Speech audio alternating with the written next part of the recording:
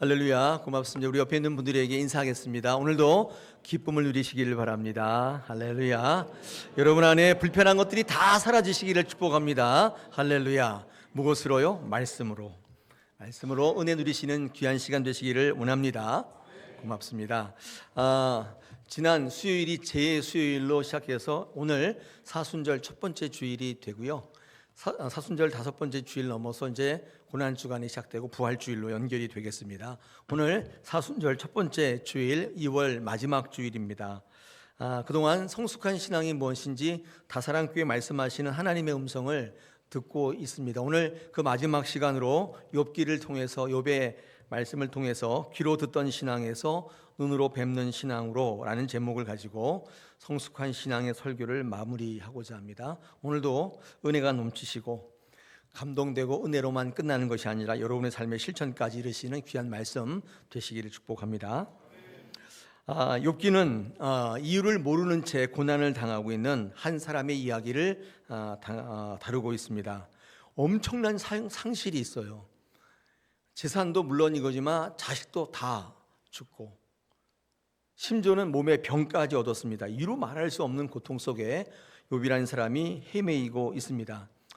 자, 이럴 때 이 고난 속에서 절망하고 좌절하여 주저앉고 포기하는 인생이 아니라 오히려 또다시 기회를 얻고 이 고난 속에서 성장하고 성숙하게 되는 신앙이 어떤 걸까? 어떤 길이 있을까를 이야기하고자 합니다.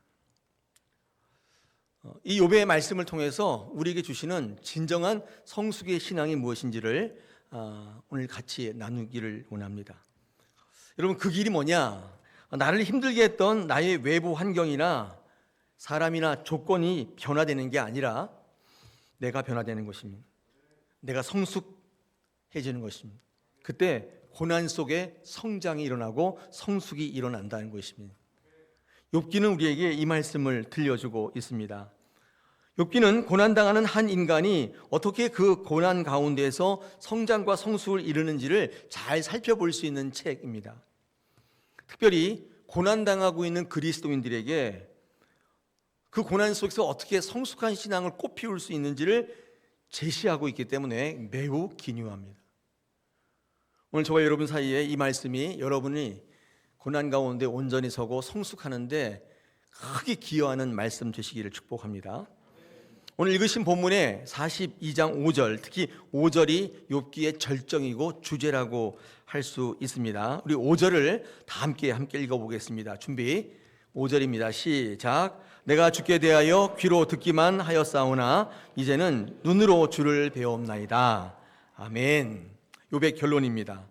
이 말씀이 성경이 말하는 성숙한 신앙을 보여주고 있습니다. 욥은 고난을 통과하면서 완전히 다른 사람이 되었는데, 그러니까 이른바 성숙한 신앙이 되었다는 뜻입니다. 저는 오늘 이 5절을 읽으면서 많이 읽었지 않았겠어요. 욥기를 묵상할 때 많이 읽었는데 사실 이 말씀이 무슨 말씀인지 잘 몰랐어요. 귀로 듣는 거하고 눈으로 보는, 귀로 듣는 게 좋은 거 아닌가? 제가 설교할 때 항상 그거 설교했었거든요. 눈으로 보는 것보다 귀로 듣는 것이 진짜 신앙이다. 이렇게 설교하곤 했었는데 이게 도대체 무슨 말이지? 눈으로 본다? 귀로 듣기만 했는데 이제는 눈으로 본다. 뭐 확인한다는 뜻인가? 하나님을 확인했다는 뜻인가? 되게 아리송했는데 오늘 성숙한 신앙을 설교할 때 하나님께서 이 말씀을 저에게 주셔가지고 요즘 새벽기도 때 욥기 강의하고 있는데 한번 미리 이렇게 읽어보는데 이 말씀이 생각나서 오늘 같이 한번 나누기를 원합니다. 여러분, 귀로 듣는 신앙에서 눈으로 뵙는 신앙이란 무엇을 의미할까요? 무엇보다 귀로 듣는 신앙은 뭐고 눈으로 뵙는 신앙은 도대체 뭘까요? 여러분, 욥기를 읽을 때 궁금하지 않으셨어요? 욥이 마지막에 고백하는 이 신앙은 도대체 어떤 신앙인가? 우리 한번 차례대로 한번 살펴보기를 원합니다. 먼저 귀로 듣는 신앙입니다. 앞에 화면 보시면 우리 세상에서 판단하는 기준이죠. 저게 뭐냐면 백문이 불여일견. 100번 듣는 것보다 한 번 보는 게 더 낫다는 그런죠. 이 세상이 뭔가를 판단할 때 기준입니다. 아시죠? 광고 문구 카피 보이는 것만 믿으세요. 유물사관에 따른 카피죠. 근데 요즘엔 그렇게 얘기 안 합니다. 그렇게 광고 안 해요. 뭐라고 하냐면 지금은 포스트 모더니즘 극상대주의인데 그 인본주의예요. 내 자신을 믿으세요. 나를 믿으세요. 내가 느끼고 내가 결론 내고 내가 주장하는 게 그걸 믿으시라고. 요즘에 이렇게 광고합니다. 이 광고의 카피를 보면 이 변천사를 알 수 있는데, 어쨌든 세상의 판단의 기준은 백문이불여일견이에요. 아무리 얘기해도 한번 보는 게 낫다는 것이죠. 여러분, 그런데 성경의 가르침은 정반대입니다. 우리는 참된 믿음을 얘기할 때 듣는 것이라고 얘기하잖아요. 아까 제가 좀 헷갈렸어요. 귀로 듣는 것보다 눈으로 보는 게 낫다? 그건 아닌 것 같은데 성경의 가르침과 반대예요. 여러분 알고 계시죠? 쉐마 교육. 이스라엘아 뭐하라? 들으라 그러죠. 보라 이렇게 안 하고, 정말 백문이불여일견이라면 이스라엘아 보라 이렇게 할 텐데 들으라. 이스라엘의 정통적 하나님의 교육은 듣는 것을 강조해요. 쉐마 교육이라고 하죠. 듣는 것이 곧 순종이며 믿음이라고 배웠습니다. 여러분 앞에 화면 보시면 두 성경 구절을 제가 한번 뽑아왔는데, 로마서 10장 17절 그러므로 믿음은 들음에서 나며 들음은 그리스도의 말씀으로 말미암는다. 듣는 게 굉장히 중요하다고 얘기해요. 히브리서 11장 믿음장인데 1절 2절에서 다음과 같이 이야기합니다. 믿음은 바라는 것들의 실상이요 보이지 않는 것들의 증거다. 선진들이 이로써 증거를 얻었다. 믿음의 선진들은요, 그 믿음의 증거를 어떻게 했냐면 보이지 않는 것들로부터 얻었다는 거예요. 보이지 않지만 듣는 것으로, 들음으로써 증거를 삼았다는 것입니다. 여러분, 그래서 듣는 신앙이 보는 신앙보다 성숙한 신앙이 아닌가. 설교도 그렇게 했었고 또 우리 배우기도 그렇게 배웠습니다. 하나 더 보시면 사무엘상 15장 22절에 뭐라고 다윗이 이야기하는가. 여호와께서 사무엘이 뭐라고 얘기하냐면, 여호와께서 번제와 다른 제사를 그의 목소리를 청종하시는 것을 좋아하심같이 좋아하시겠나이까. 순종이 제사보다 낫고 뭐가? 듣는 것이 순양의 기름보다 낫다. 사무엘도 보는 것보다 듣는 게 되게 중요하다 이렇게 이야기하고 있죠. 보여달라고 하는 것은 심지어 불신으로 해석하기도 합니다.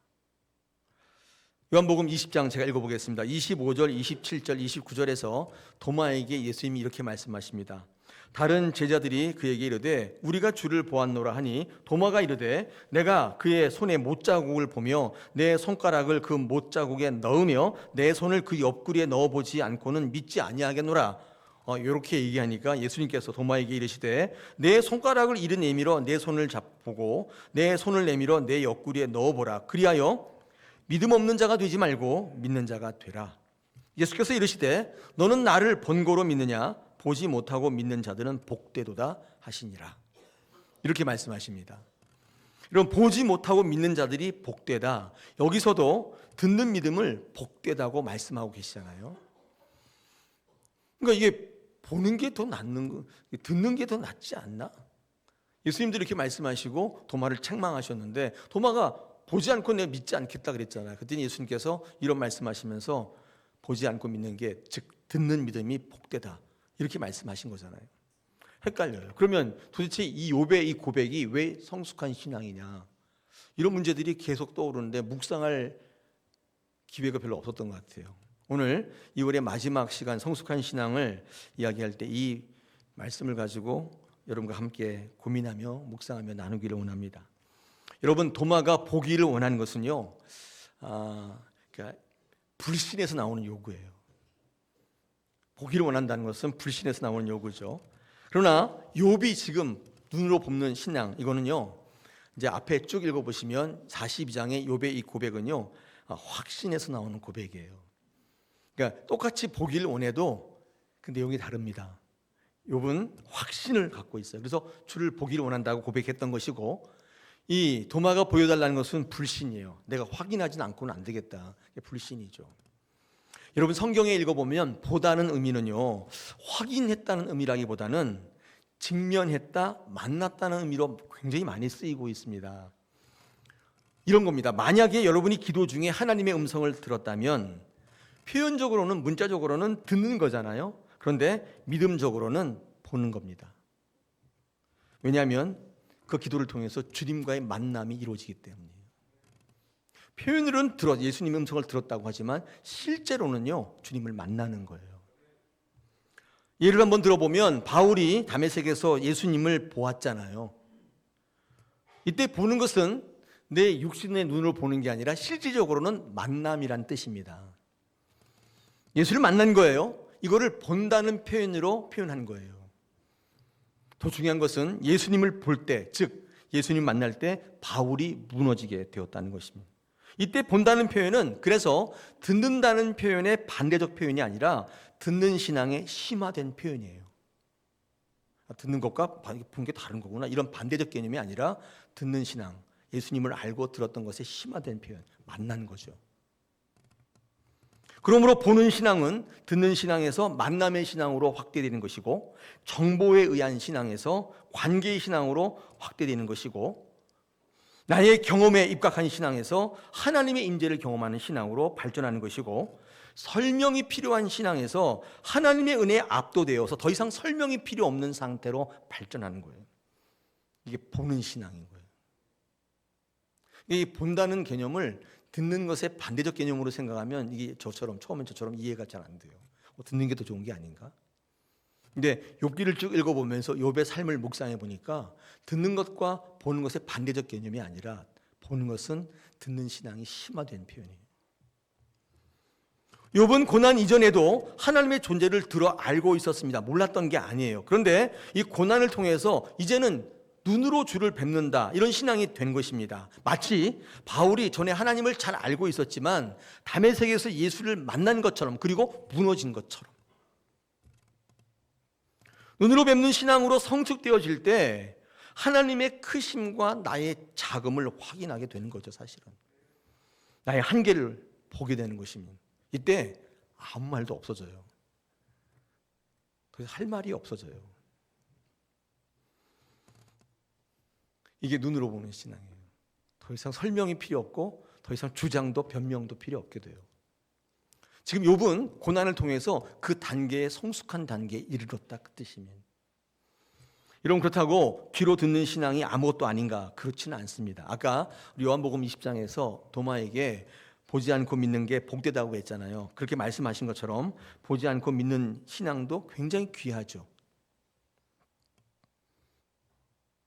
여러분, 보지 않고 덮어놓고 믿는 믿음 있잖아요. 이건 어떨 때 가능하냐면 절대적 신뢰가 있어야만 가능해요. 그냥 신뢰가 아니라 절대적 신뢰. 콩으로 뭘 쓰는 거죠? 메주를 쓴다고 해도 아니죠. 콩으로 팥으로 메주를 쓴다고 해도 믿는 신앙, 이거는요, 이론적으로 지식적으로 경험적으로 안 맞잖아요. 어떻게 팥으로 메주를 써요? 믿는 거죠. 이거 절대적 신앙. 아니야, 그건 뭔가 있을 거야. 그거 봐, 그게 아니라 아니야, 뭔가 잘못되었을 거야. 절대적 신앙이 그 안에 포함되어 있기 때문에 덮어놓고 듣는 것만 가지고 믿는 신앙도 굉장히 귀하죠. 그런데 굉장히 중요한 게 있습니다. 여러분, 그렇다고 듣는 신앙에 머무르시면 안 돼요. 중요한 게 있습니다. 주님에 대한 절대 신뢰가 있는데, 여러분, 이 절대 신뢰가 여러분의 신앙 안에 갇혀 있으면 안 된다고 되어 있습니다. 이게 무슨 말이냐? 주님에 대한 절대 신앙이 여러분의 기도 속에, 여러분 예배 중에 선언 속에만 있으면 안 돼요. 여러분의 찬양의 감동 속에만 있으면 안 된단 말이에요. 그럼 어떻게 되느냐?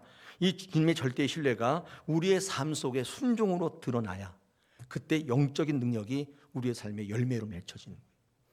근데 많은 분들이 이 주님의 절대 신뢰가 어디에만 있냐면 우리 기도의 화려한 문구 속에, 가슴을 치는 외침 속에만 있고, 예배의 선언 중에 있고, 제가 막 선언하잖아요. 하나님 사랑해 주시면 막 선언하잖아요. 거기에만 있고, 찬양할 때 와, 이 찬양 감동적인데 거기에만 있고, 실제 내 삶 속의 실천과 순종으로 드러나지 않는다면 이 신뢰가 무슨 의미가 있겠어요? 그냥 구요요? 관념이요? 그냥 하나의 개념으로 내 머릿속에만 있는 거예요. 욥은 지난날에 그렇게 믿었어요.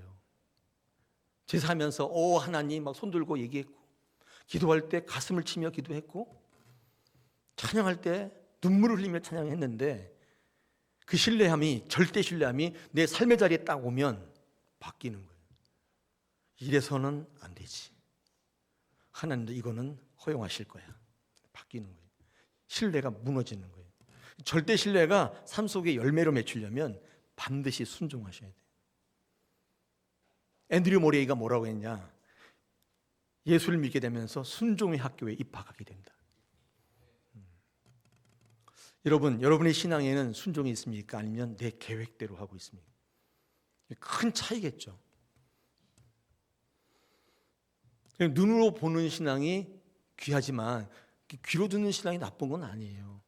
과정 속에 심화될 때 드디어 눈으로 보게 되는 거죠. 이 눈으로 본다는 것은요, 눈으로 본다는 뜻이 아니라 만난다, 직면하다, 이런 뜻으로 쓰이고 있다는 것입니다. 귀로 듣는 신앙을 여러분 꼭 한번 묵상해 보시길 축복합니다. 자, 두 번째, 그러면 눈으로 뵙는 신앙이 뭐냐? 이거는 굉장히 좀 어렵습니다. 왜냐하면 표현 자체가 눈으로 본다고 했기 때문에 확인한다는 뜻일 텐데, 이것을 뛰어넘어 이 눈으로 보는 신학이 왜 성숙한 신앙인지를 도대체 이해할 수가 없어요. 그래서 한 주간 여러 책들을 뒤지면서 믿음의 글들을 확인하다가 제가 읽은 중요한 글을 한번 여러분에게 소개하려고 합니다. 한번 들어보시기 바랍니다. 온갖 고난 속에 자기의 결백을 주장하면서 버티던 욥이 마지막 한 말이 오늘 5절 6절인데, 내가 주께 대하여 귀로 듣기만 했는데 이제는 주를 눈으로 배웁는다. 그러므로 내가 스스로 또 주님 앞에 회개하고 티끌 가운데 회개한다, 그런 뜻이잖아요. 그런 말인데, 이 말이 무슨 말인가 읽어봤더니 이렇게 되어 있습니다. 이제껏 귀로 듣기만 하던 내가, 하나님을 안다고 자부하던 내가 바르고 떳떳하다고 주장했던 내가 눈으로 주를 만나게 되니, 즉 내 삶의 자리에서 주님을 정통으로 만나게 되니까 나의 말과 행동이 잘못되었다는 것을 깨닫고 티끌과 잿더미에서 회개한다. 이게 지금 문자적으로 해석한 뜻입니다. 그러니까 이제까지 하나님을 말로만 들었는데 비로소 눈으로 하나님을 본다는 것인데, 이 뜻인데, 근데 여기서 이제 많은 믿음의 선진들도 질문이 있었던 거예요. 그런데 도대체 뭘 봤다는 거냐? 눈으로 주를 보는다는 뜻인데 뭘 봤다는 거지? 이게 본다는 뜻이 뭐지? 이렇게 질문을 한 거예요. 여러분, 이 질문에 대해서 역대 많은 초대교회 교부들과 감독들이 뭐라고 대답을 했냐면 설명할 길이 없어요. 그래서 많은 교부들이 그래 보니까 예수 그리스도의 성육신 사건과 연결지어 설명을 했대요. 한번 들어보십시오. 실제로 욥과 대화를 했던 세 친구들 가운데 이 친구들은 욥이 어떤 일을 할 때 고난당하는 욥을 막 정죄하잖아요. 막 그런 있는데, 근데 맨 마지막에 우리 그 엘리우라는 친구가 나타나는데, 이 엘리우는요 욥과 하나님을 중재하는 인물로 성경이 그려지고 있기 때문에 초대교회 교부들과 감독들이 이 엘리우를요 예수 그리스도로 해석하기 시작했다는 거예요. 초대교회가 그랬대요. 이 문장을 놓고 야, 이건 뭐지? 생각하다가 눈으로 보는 신앙, 도대체 뭘 봤다는 거지? 이걸 설명하기 위해서 예수 그리스도의 삶을 예로 설명하기 시작하는 것입니다. 이런 겁니다. 예수님이 오기 전에 이 땅에 살아가던 많은 이스라엘 백성들은 하나님을 알고 있었지만 하나님을 만나지 못했다는 뜻입니다.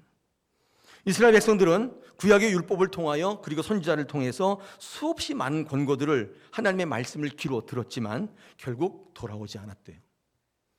이 땅의 백성들은 하나님의 사랑을 깨닫지 못하고 계속해서 멸망의 길로 치닫게 되었다는 것입니다.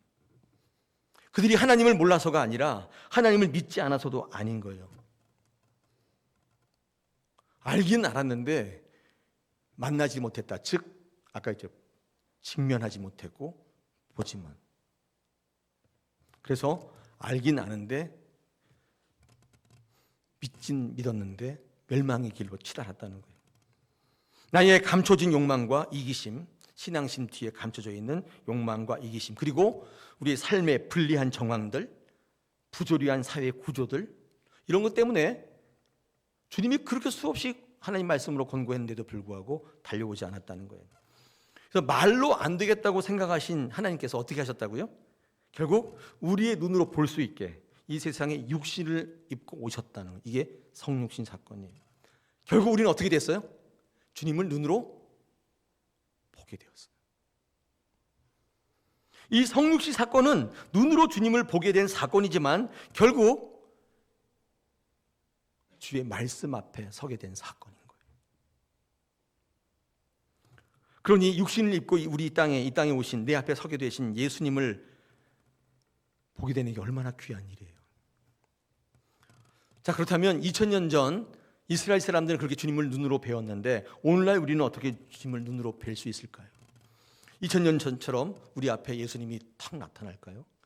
이 기도하다 예수님을 보셨다는 분도 있고 환상 중에 봤다는 분도 있고 여러 분 계시잖아요. 그럼 이 시간, 이 시대에 하나님께서 어떻게 우리가 주님을 볼 수 있을까요? 어떻게 볼 수 있을까요? 2000년 전에 이 땅에 육신을 입고 오신 예수님을 보는 것으로 보는 게 아닐 겁니다. 왜 그렇죠? 그 예수 그리스도는 지금 우리에게 어떻게 남아 계세요? 네? 말씀으로 남아 계세요. 우리가 하나님의 말씀을 들을 때, 말씀을 읽을 때, 말씀을 묵상할 때 우리는 어떻게 해요? 말씀을 통해 주를 만나게 되는 거예요. 이렇게 보는 거예요.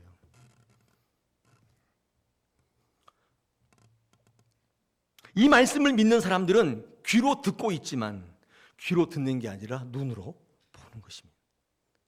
2000년 전 예수님은 육신을 입고 이 땅에 오셨지만 지금은 그렇게 보는 게 아니에요. 말씀으로 주님을 만나게 되기 때문에 말씀은 귀로 듣지만 주님을 보는 거예요. 주님을 만나는 거예요. 오늘 이 시간 여러분 성숙한 신앙에 이르면 이 설교를 듣고 주님을 만나게 되는 거예요. 지금 욥이 그걸 고백하고 있는 거예요. 이제까지는 정보로 지식으로 내 경험으로 알았다고 주장하고 했는데 그 고난을 거치고 나서 보니까 결론이 뭐냐면 그 하나님의 본질 앞에 서게 되는 거예요. 할 말이 없어지는 거예요. 설명도 필요 없게 된 거예요. 예전에는 이렇고 저렇고 막 얘기를 했는데 다 없어져 버려요. 신약시대 때는 이렇게 하나님을 또 성육신을 통해서 눈으로 볼 수 있는 일이 벌어진 거예요. 그런데 오늘날에는 그분의 행적을 통해 특히 말씀을 통해 특히 복음서를 통해 보게 됩니다. 그것도 한 권이 아니라 네 권의 책, 마태, 마가, 누가, 요한을 통해서 이 책은 예수님의 행적이 다른 관점에서 상세히 기록되어 있습니다. 우리가 하나님을 어떻게 인식해야 하는지, 우리가 어떻게 세상을 살아가야 하는지를 보여주고 있기 때문에 이 복음서가 굉장히 중요합니다. 성경 전체를 통해서 육신으로 오신 예수님만큼 하나님을 볼 수 있고 만날 수 있는 게 없어요. 예수 그리스도가 굉장히 귀한데 그 예수 그리스도를 만나는 보는 유일한 길이 그의 행적을 상세히 적어놓은 그 복음서를 통해 우리 만날 수 있다. 그게 보는 거예요. 여러분 오늘 복음서를 쫙 읽어볼 때 읽는 게 아니에요. 그 이걸 옆에 누가 들을 때 듣는 게 아니라고요. 욥은 그 고난을 통해서 드디어 하나님을 보게 되었다. 이제까지 들어만 왔는데 듣는 것이 심화된 거예요. 나는 어떻게 살아가야 할까 고민하시죠? 난 앞으로 어떻게 할지 잘 몰라. 내 신앙은 어떻게 될지 잘 몰라 고민하신다. 이유가 뭐예요? 주님을 만나지 못했기 때문에 아직 눈으로 뵙질 못한 거예요. 귀로만 듣고 있는 거예요. 여러분 예수님을 진정으로 보지 않고는 진정한 회개도 없잖아요. 그래서 주님을 눈으로 뵙는 것, 즉 인격적으로 만나는 사건이 우리 신앙 가운데 매우 중요합니다. 에이 성경 읽으면 이게 책이지 이게 이거 어떻게 만나요? 과연 그렇게 생각하세요? 우리 믿음의 선진들은 그렇게 여기지 않았어요. 정말 그 시대에 태어난 이스라엘 백성들 있잖아요. 예수 그리스도가 이 땅에 하나님 인간 되어 오신 것을 본 그 세대는 진짜 복된 거죠. 근데 그게 복도 아닌 게 안 믿었단 말이에요. 저게 무슨 하나님이야? 이랬단 말이에요. 이후에 우리는 예수 그리스도의 말씀을 통해서 매일마다 주님과 만나고 그 눈으로 보는 것입니다. 여러분 현대를 살아가는 많은 크리스찬들의 가장 큰 고민이 뭐냐? 하나님에 대한 수많은 말씀을 듣고 있지만 그 말씀을 통해 진정한 하나님의 만남이 없다는 고민입니다. 예수님을 듣기는 했는데 만난 적이 없기 때문에 예수님처럼 살라는 말이 굉장히 공허하게 들리고 실제화되지 않는 거예요. 그냥 매일 외치는 외침이에요. 그래서 늘 관념으로만 구호로만 우리 머릿속에 존재하고 있을 뿐이에요. 그렇지 않나요? 그게 가장 큰 고민이에요. 저 목사가 하는 말 다 맞는 것 같은데 이 자리를 딱 떠나는 즉시 다 잊어버리고 세상의 온통의 관이 나를 지배하고 있고 내가 나를 주장하고 있으며 여기 와서 저 목사 얘기를 들을 때만 공감이 되지만 우리의 삶 속에 전혀 순종으로 실천으로 이루어지지 않는 이게 현대 그리스도인들이 가장 큰 고민이에요. 인식하고 있는 하나님의 신앙을 인식하고 있는 크리스찬들의 고민이 이거래요. 근데 막상 고민을 했지만 삶의 자리에 나가면 또다시 안 되는 거예요. 삶의 자리에 푹 빠져서 거기에 주는 가치와 방법을 쫓으며 살아가다가 또 주일이 오면 아유 이것도 아니구나. 이 주일이 얼마나 귀한지 몰라요. 근데 수요 사경에도 오시고 금요 기도에도 오신 분은 좀 그걸 깨닫는 시간의 텀이 짧아지겠죠. 아니 새벽 기도 매일 오시는 분은 매일같이 짧아지겠죠. 매일같이 짧아지면 어떻게 돼요? 그냥 하나의 줄로 딱 되겠죠.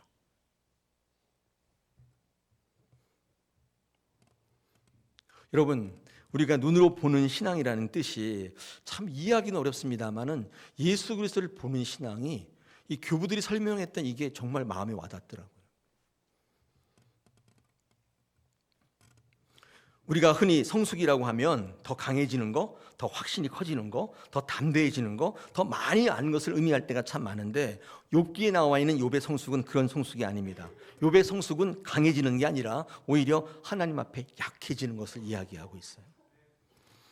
우리 42장에 읽어본 욥은 앞서 말했던 욥과는 전혀 다른데 앞에서는 친구들이 자기를 막 공격할 때 논리적으로 반박할 정도로 보다 논리적이고 보다 변증적이었던 욥의 모습을 확인하는데 자기 신앙에 자신이 차 있었잖아요.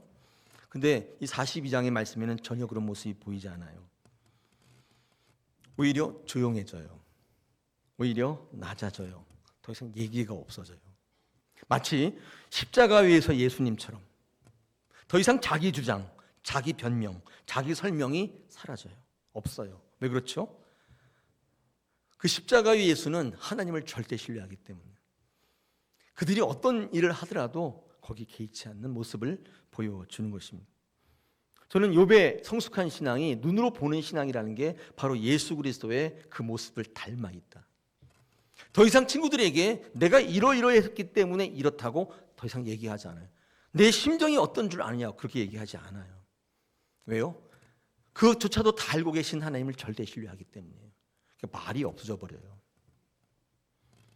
오늘 나와 있는 욥은 처음에는 하나님을 잘 믿는 사람이었지만 그러나 믿는 과정 속에 이해되지 않는 부분이 많았기 때문에 많았을 뿐만 아니라 그 이해되지 않는 부분들이 욥의 신앙을 다스리고 있었기 때문에 그로 말미암아 납득할 만한 신앙, 설명이 필요했던 사람이에요.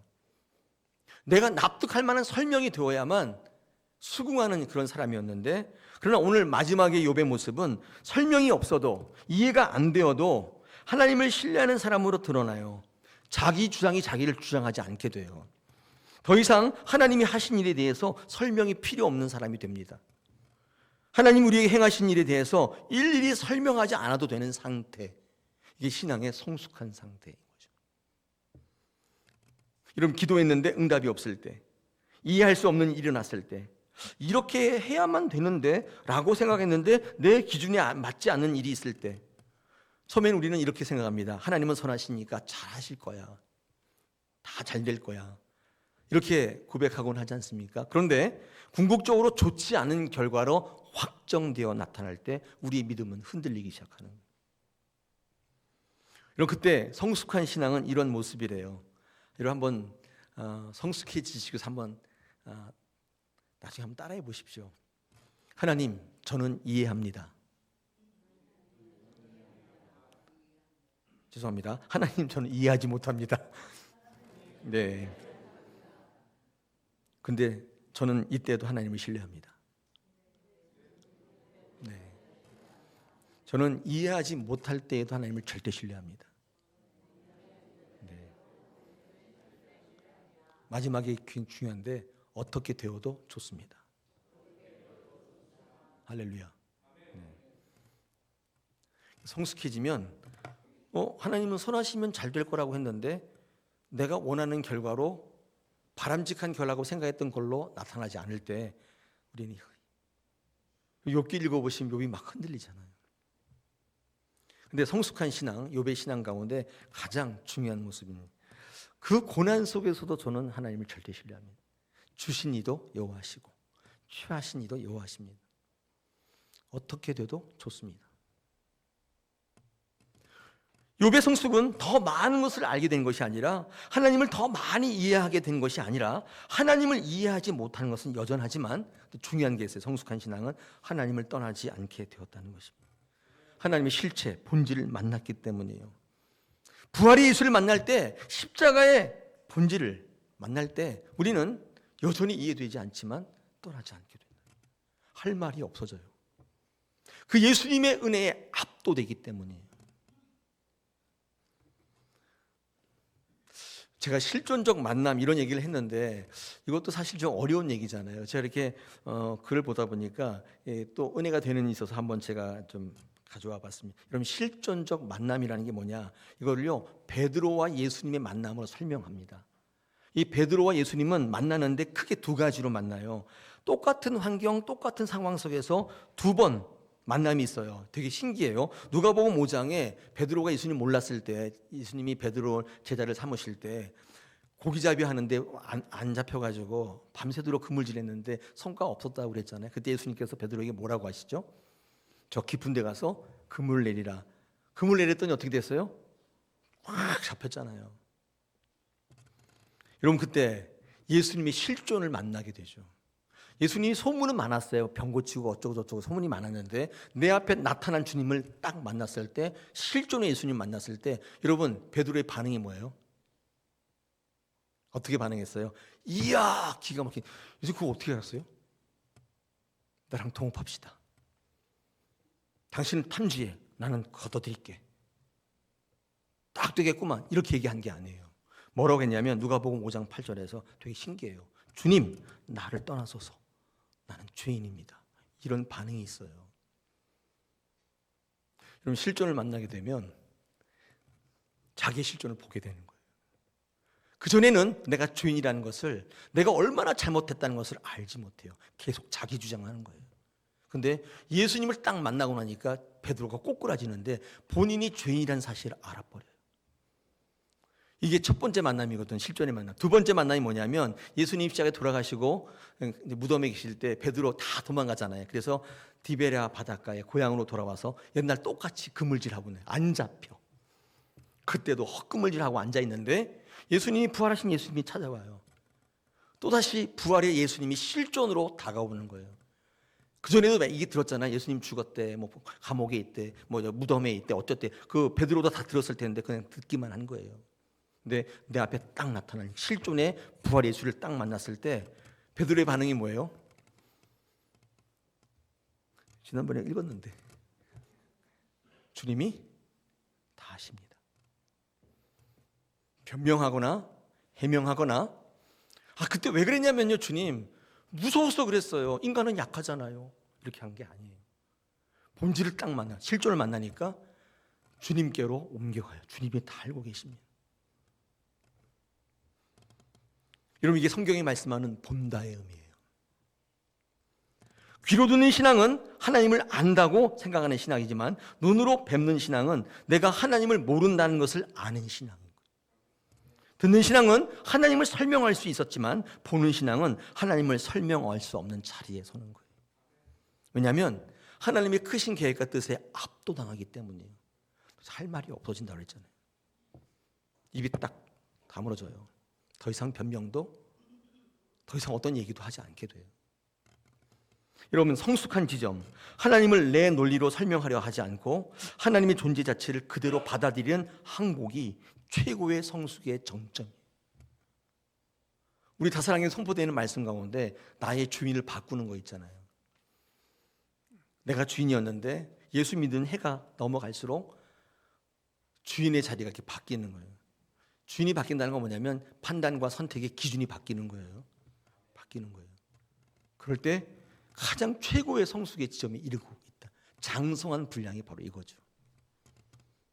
성숙한 신앙은 내 인생의 주인공이 내가 아닌 것을 인정하는 것입니다.